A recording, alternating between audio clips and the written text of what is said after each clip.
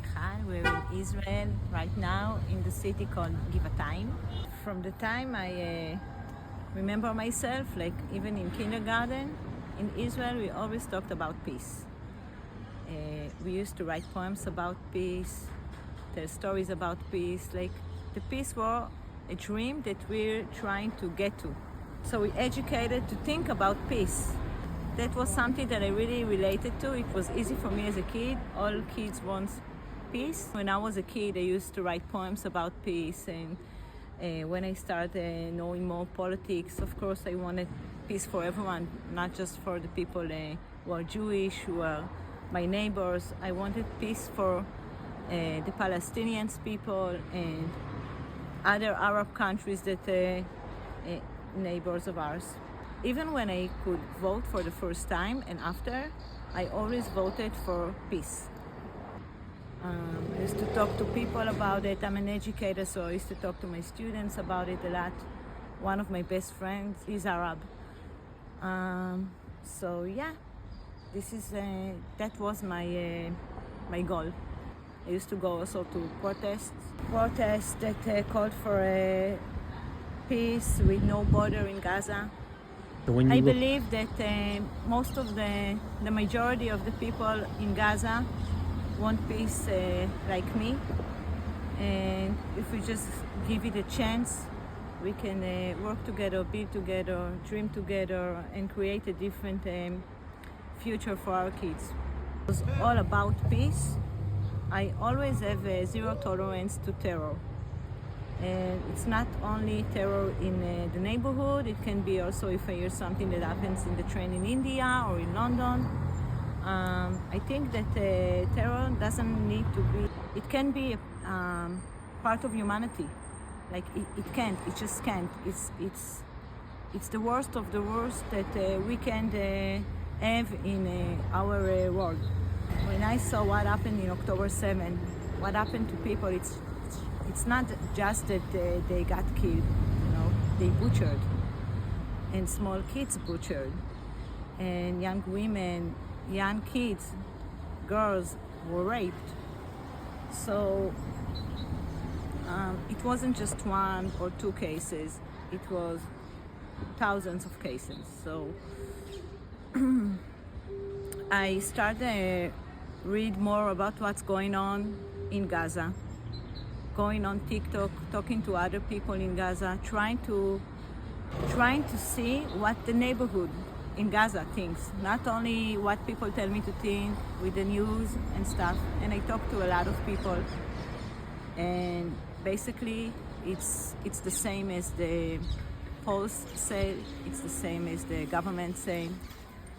It doesn't seem like there are people there that want something else besides Israel. From the river to the sea, Palestine will be free, which means that I'm not exist, that my kid can't exist. That means that all of us dead. That's exactly what it means. Or the fact that you see what's going on in the education there. Like I can show you dozens of kindergartens, schools that you see in classes. While I was study for peace, they will study for violence, but from the age of 5, 6 years old. So even now, I still talk about peace with my students, but my students tells me, how can you be so naive if they, from the age of 5, 6 years old, are trained to kill us? What peace are you talking about? We're scared of living here. They can come in any minute, take us out with the pajamas from our bed and butchered us. This is what happened to our friends just 30 minutes away from where we live. Israel is a very small country, so they don't feel safe. I'm not feeling safe anymore after. I still believe that some people in Palestine want peace, but it's not the majority, unfortunately. And in order for it to change, there has to be I think a lot of engaging involvement from all over the world to make a real change, but from the root. Not just send money, send food, and all kinds of stuff. Something that has to be a part of education system, that has to be a part of the government there, to work with the people there, the people that thinks like me. Unfortunately, the poll says, it's not me, it's not what I think, but facts are, most of them are not there. So maybe in a few years it will change. But for now, we have to see the reality as it is in order for us not to have again October 7th. First of all, we have to feel safe again. And I'm sure that Palestinians also needs to be safe because there's a war going on. Lots of them don't feel safe also. So it will take time. And it's a long process. But for now, the first thing that has to happen is to kill terror from the roots. Like, we can't accept any terror, not for us, not for them. Because the terror also destroys them, the Palestinians, not only us. After what happened, like after October 7th, the thing is, it's not only the 3,000 people that came here.